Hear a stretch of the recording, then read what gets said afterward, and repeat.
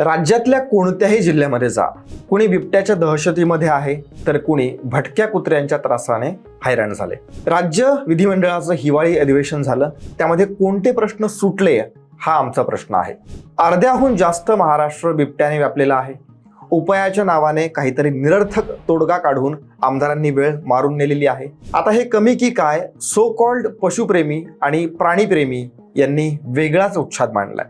कोणीतरी एक निलेश चंद्र म्हणून स्वतःला मुनी म्हणून घेणारा एक महान व्यक्तिमत्व आहे। ते जैन मुनी आहेत की राजकारणी हा एक प्रश्नच आहे। त्यांचं कबूतर आणि श्वानप्रेम अखिल मानवजातीच्या जीवावरती उठलंय। त्यांची हिंमत इतकी वाढली आहे की राज ठाकरेंवरच नाही तर अधिवेशनाच्या काळामध्ये त्यांनी आमदारांवरती सुद्धा बेफाम आरोपांच्या फैरी झाडायला सुरुवात केलेली आहे। म्हणजे कुत्री, बकरे, बिबट्या, शेळ्या हे सगळं राहू द्या बाजूला, आधी असल्या प्रवृत्तींना आवरा असं म्हणायची वेळ आली आहे। प्राणी आणि पशुप्रेमाच्या आडून काय सुरू आहे नेमकं या व्हिडिओमध्ये आपल्याला बघायचंय, सविस्तर विश्लेषण करायचं आहे।